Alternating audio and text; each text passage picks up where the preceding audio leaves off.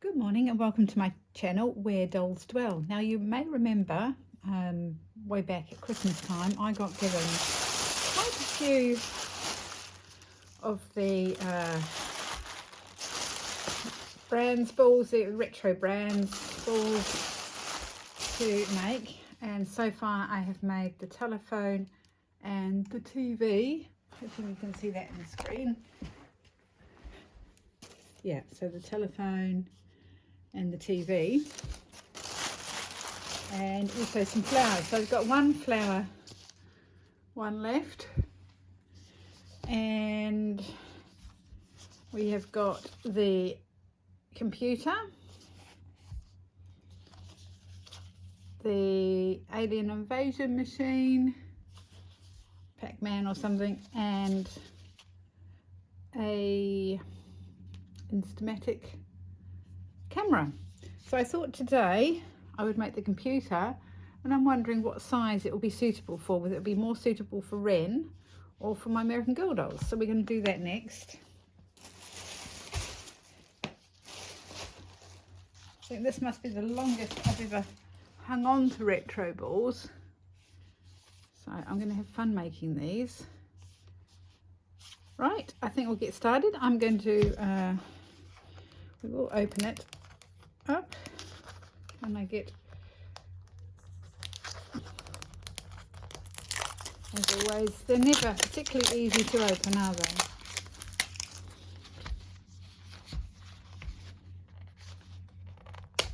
You can get both sides ripped, it works, but trying to get both sides to start is just nigh on impossible, I have found. That's not going to work.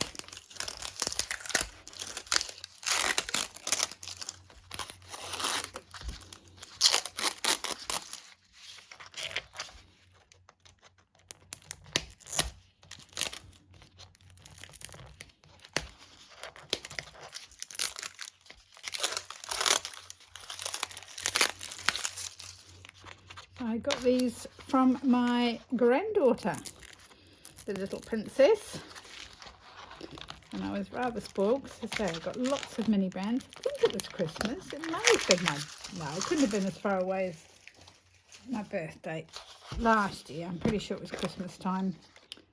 So yeah, let's have a look, see what we got. So we've got 221 pieces, so it's going to be a challenge. And I'm going to try and lower the camera down a bit so you'll be able to see me making it, and I'll try and keep it all on screen, and I'm going to put it on time lapse because it's going to take ages otherwise. So I start by opening the bags and sorting the pieces, and as you can see I've started building it. It's sometimes a little bit challenging to work out which pieces because the colourings and markings aren't always clear. But yeah, it's making good progress, and certainly makes it look a lot faster when you do it on time lapse, that is for sure. I did that, and then I realised I'd actually done it the wrong way round. I think it's that piece, and I had to redo it. But, yeah. Okay, so at this stage I'm starting to get a little frustrated because there should be two of these, but I can only find one. I mean, I just keep looking at them, I just cannot find the other one, which is really annoying. So I've been a bit shortchanged. It's literally not here, and I haven't scattered anything off. Oh well, we'll continue without it.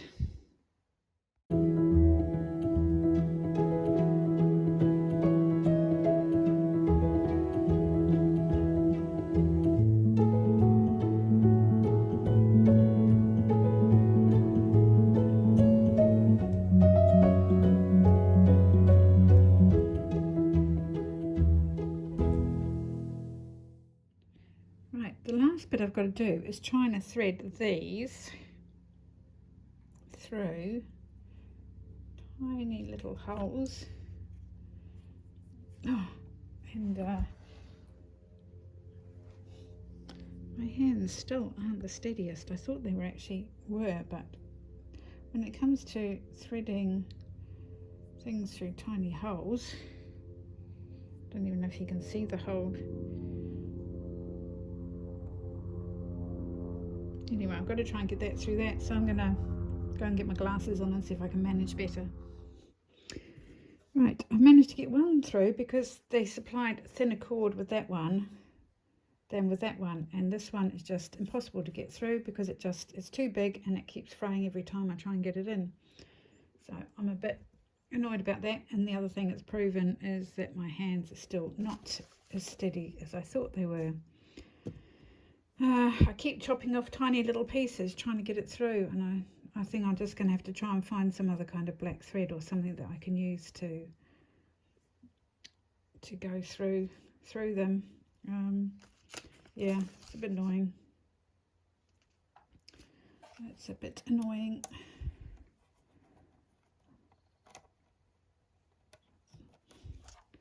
So it goes on the keyboard like so.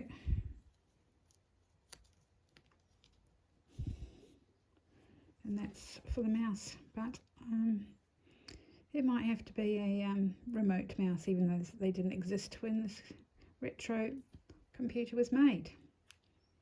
But yeah, it's just impossible to get through. And I tried poking it through with a needle, but of course I can't keep my hands steady enough to do that either. And actually I probably need more hands, which is not possible. Yeah, it's just not possible to get it through. It just keeps fraying. So I'll try and see if I've got something else that I can use as a substitute. And of course I've got that missing piece as well, which bugs me. Anyway, if I get it finished, I'll add it to the end of this video. Otherwise, here is the computer, here is the mouse, and here's the cord that won't go through. And that's the one piece left over. Of course, it would have been better if they'd supplied a spare of the other piece. But there you go. Anyway, thank you for watching, and I hope you've sort of found this interesting. It will definitely be Wren size as opposed to American Girl doll size. So Wren has gained herself a retro computer. Right, that's it. And I'll probably add some photos at the end if I can get this attached. Bye for now. Please like and subscribe if you haven't already, and feel free to leave a comment. Bye. Right, with the help of my husband's glasses, a needle, my needle kit, I managed to get them in. So the computer is ready. I will set it up on a desk with Wren and take a few pictures. So thank you for watching. Bye. And here we have Wren showing off the computer. And yeah, I think it's a good size for Wren. Sit her at the table. Right, so there we go. Her hand fits on the mouse. Probably a tad large, but I don't know, they probably were quite large then. You can see where there's the missing bit, which annoys me, but hey ho. I think could call that a success. Now I'm going to show you the other items I'd made, because none of them are really proportionate in size. So some are bigger than others size wise. So as you can see, the TV is not a bad size, and that actually sits in the kind of a lounge area that I've made up for the Makey dolls on one of the shelves. And you know, it's just like a little portable TV that you used to get many years ago. However, and in proportion to the computer, it's about right. The telephone, as you can see, it's almost bigger than the TV, so that's way too big. I mean, that may be okay for American Girl doll size, but not too sure. And then the radio is also, the Ghetto Blaster is also way too big. And if you look at that in proportion to Courtney's tape deck, it's actually a lot bigger, a lot smaller than Courtney's tape deck. So it's kind of almost too small for the American Girl dolls, but it's definitely too big for the Makeys. So yeah, they're kind of an in-between size. I mean, they were fun to make, but they don't really suit the dolls. However, the TV and the computer work quite well. So I'll show you the TV in situ. So there's the TV and the girls' little sort of living room area. So it does work. I mean, yeah, it's probably a bit too small, but you used to get small portable TVs. I remember having or knowing somebody who had one. So, I mean, I haven't had a TV for well over 30 years. So, growing up, we didn't have a TV. We just had one briefly, but yeah, that works out well. And I think the computer is a win for Ren. So, yeah. Anyway, thank you for watching. I hope you've enjoyed seeing this being made. And we'll catch you again another time. And we'll just finish off the video with a little walk through the woods.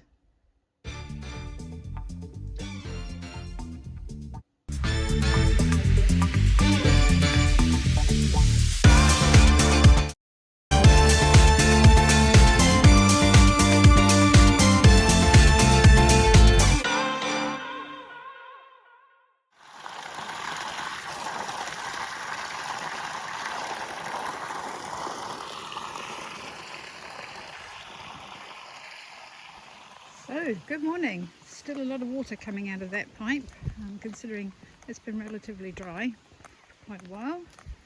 And taking Peter on a slightly different route this morning because I usually take him the same route, mainly to try and avoid other dogs, but hopefully we won't see any of this on this route this morning. So sort of along the top of the coast, yeah, the coastal walk. So I can't let Peter off the lead, but that's okay. He's on his extendable. When we walk along the roads, he goes on his slip lead. Through here, we'll use this lead. Right, I'm going to stop it off for a minute. Or actually, we might just see if we can have a glimpse of the sea.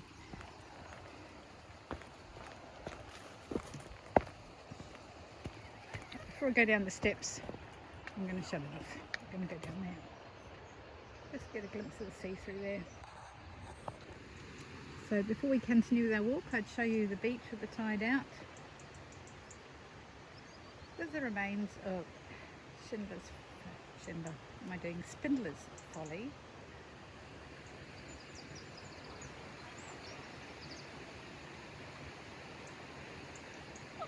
The sea is lovely and calm this morning.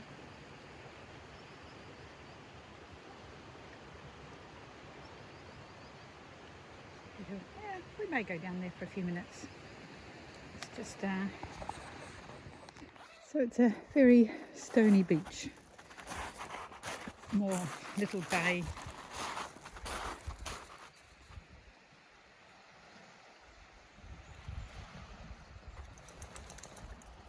The tide actually goes out quite a long way when you think about it.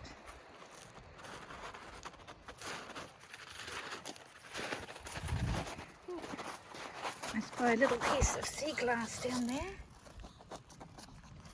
I'll pop that in my bag.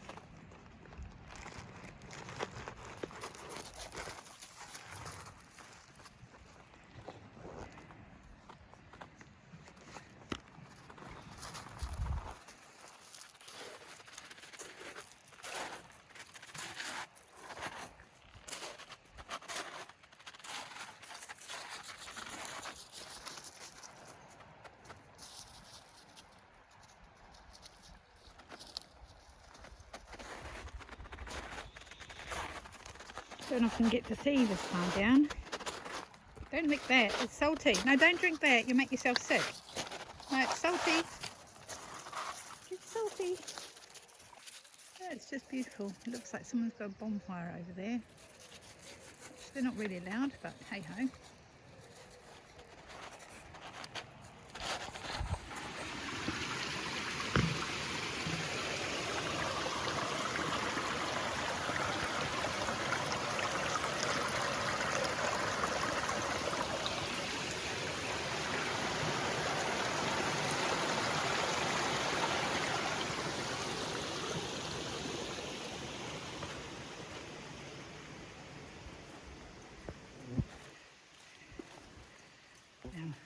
I said bonfire, it obviously wasn't a bonfire, it was actually, oh, it's all stinging nettle along here.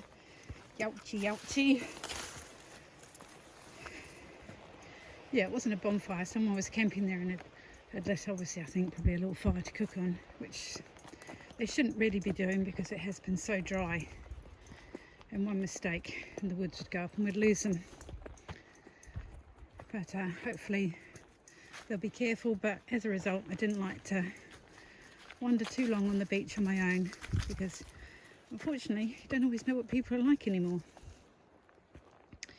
So I erred on the side of caution and continued my walk. Now I've got trousers on, snazzy ones, but I can feel that stinging nettle stung the side of my leg, my knee, and I don't think anybody must have been through here for a while because they were quite high and overgrown on the path.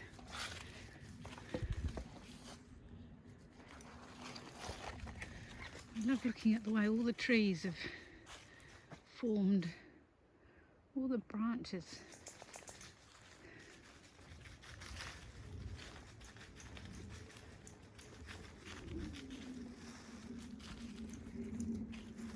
It's nice to bring Peter through the woods.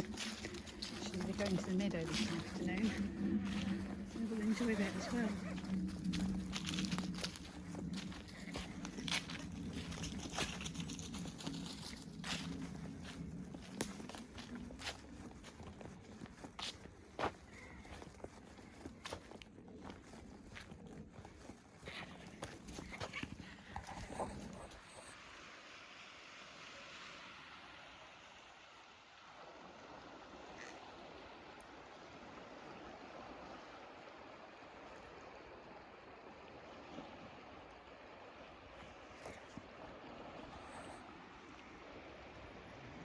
That in the distance is a bonfire, and we can also see the lighthouse just at the top of my finger.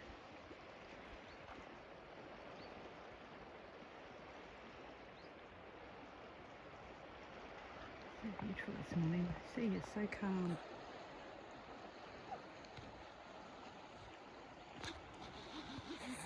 Sorry, it's shaking a bit. It's when the lead gets pulled by little doggo, little Peter, who wants to get moving. It's got lots to explore. Little beautiful flowers, and there was a cricket. It's hiding